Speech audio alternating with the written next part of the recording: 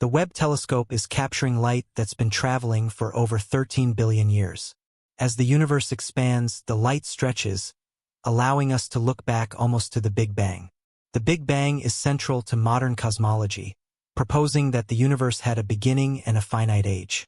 However, the idea of a singular cosmic origin followed by billions of years of expansion has been questioned since its inception.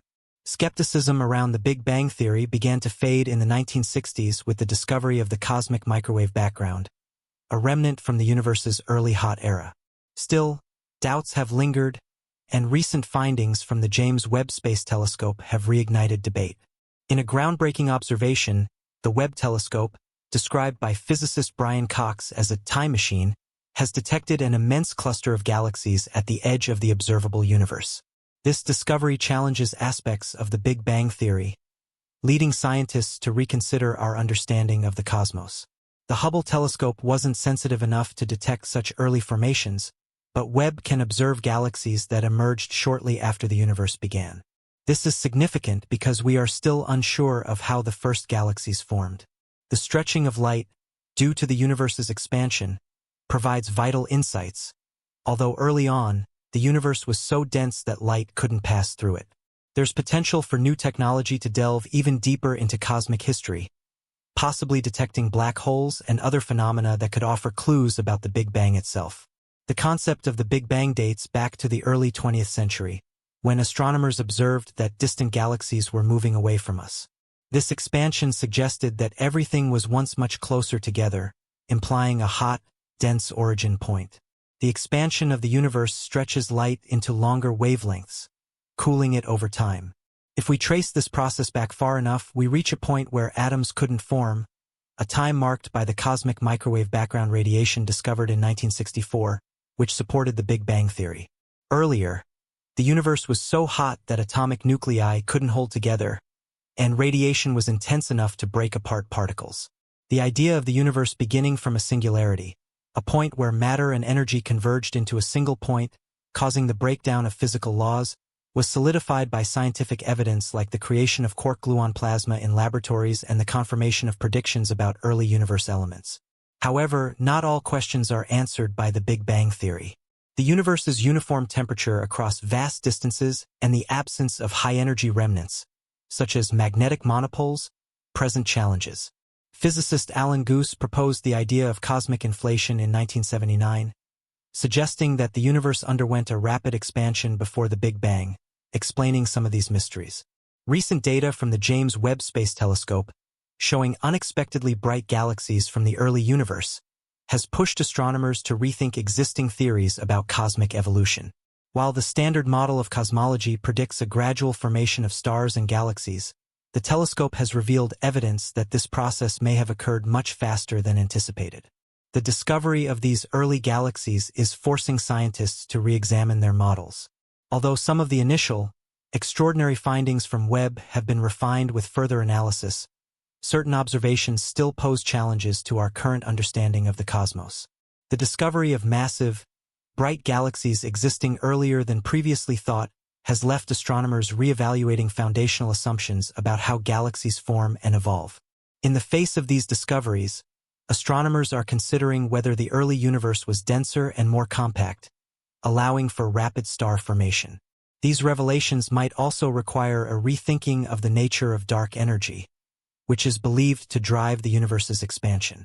While the Big Bang theory remains the dominant explanation for the universe's origin, there are alternative hypotheses. The steady-state theory, which suggests the universe has always existed in a consistent form, was largely discredited by the discovery of the cosmic microwave background. Other alternatives include the mirror universe theory, which posits that two universes formed during the Big Bang, one moving forward in time and the other backward. The multiverse theory suggests that multiple universes are continually created by fluctuations in dark energy. There's also the idea that the universe might be a digital simulation, a concept inspired by advancements in technology. Ultimately, while the Big Bang theory has shaped our understanding of the universe, it hasn't answered all the questions. As our tools and observations improve, we may be on the verge of a major shift in our understanding of the cosmos. If you enjoyed this discussion, Feel free to give a thumbs up and share your thoughts. Your support encourages us to continue delivering insightful content. Thank you for watching. Sure. Here's an expanded version of the text with more lines but retaining the same essential meaning. Venus, the renewed focus of space exploration after Soviet Union's Venera missions. NASA has recently declared that now is the best time to turn our focus toward Venus, following the groundbreaking discovery of potential life on the planet. The exploration of Venus has once again gained attention, but this isn't the first time the planet has sparked interest in the space exploration community. If you were to look at NASA's records from the 1960s, you'd find that Venus was labeled as a planet of punishment, a hostile and scorching world with little potential for human exploration or habitability. In contrast, Mars, the red planet, emerged as the primary target for both exploration and, in the future, potential colonization. This careful labeling of planets during the height of the space race was not uncommon. During this time, the competition between the United States and the Soviet Union fueled their respective space programs, with both nations aiming to achieve milestones that would demonstrate their technological and ideological superiority. However, while the United States ultimately focused its resources on reaching the Moon, the Soviet Union made Venus a key part of its own space exploration efforts. Despite Venus being a world that seemed unwelcoming and dreadful, the Soviet Union did not abandon its missions until the fall of the USSR. Thanks to declassified Soviet documents, we now have more insights into their ambitious and costly Venera program, which provided the first-ever images from Venus and helped lay the groundwork for future planetary exploration. The significance of Venus in Soviet space exploration. The fall of the Soviet Union in the early 1990s marked a turning point in global politics, but it also led to the loss of valuable space exploration data. Many of the USSR's secrets about Venus, along with information on other space endeavors, were lost or destroyed during the collapse. The Soviet Union, known for its secrecy, had kept a tight lid on much of its space program's details, especially regarding extraterrestrial matters. The Soviet regime prided itself on its intelligence network and kept even its major scientific achievements shrouded in mystery. This explains why, until now, much of the world was unaware of the full scope of the Soviet Union's accomplishments with Venus, which included a series of groundbreaking missions that outpaced the American efforts at the time. Before the United States became the dominant player in space exploration, particularly after its moon landing in 1969, the Soviet Union had led the charge in planetary exploration. The Soviet Space Agency, long known for its innovative yet sometimes secretive space missions, placed a major emphasis on Venus. While NASA had its sights set on Mars and the Moon, the USSR's attention was drawn to the inner planet Venus. The Soviet missions to Venus spanned from 1961 to 1983 under the Venera program, which was named after the Russian word for Venus.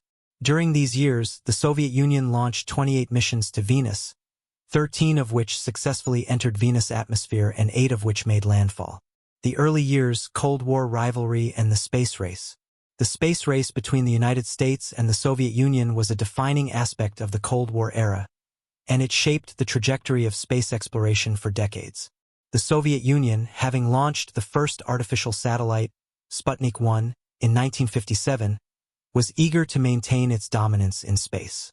While the United States focused on sending astronauts to the Moon, the Soviet Union turned its attention to Venus. But why Venus, a planet that, at the time, appeared to have little scientific value compared to Mars?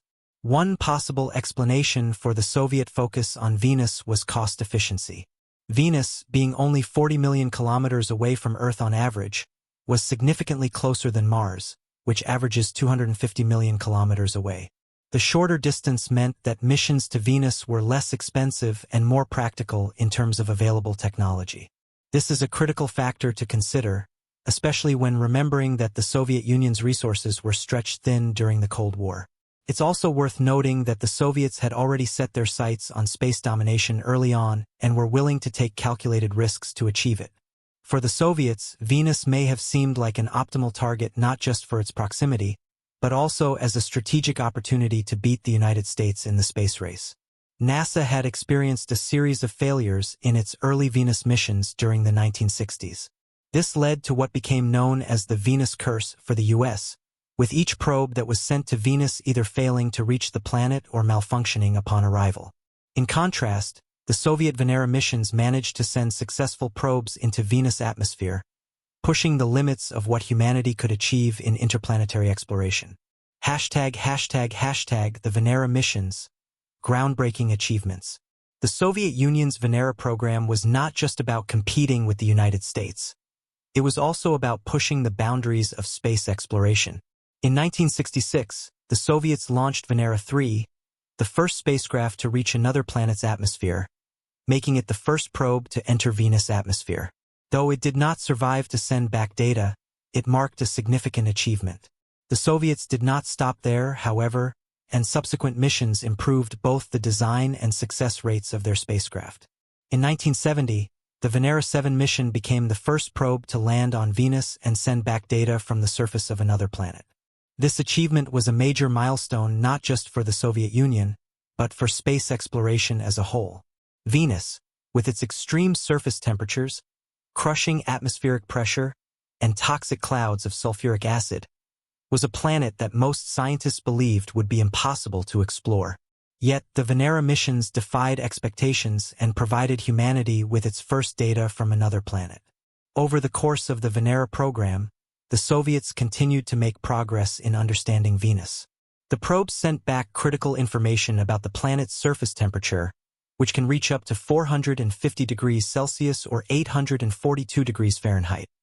Its atmospheric pressure, which is 92 times greater than Earth's, and its composition, which is dominated by carbon dioxide. Later missions, like Venera 9 and Venera 13, captured the first-ever images of Venus' surface, revealing a rocky and volcanic landscape that was far different from Earth's. Venus, the dreadful planet, or a missed opportunity.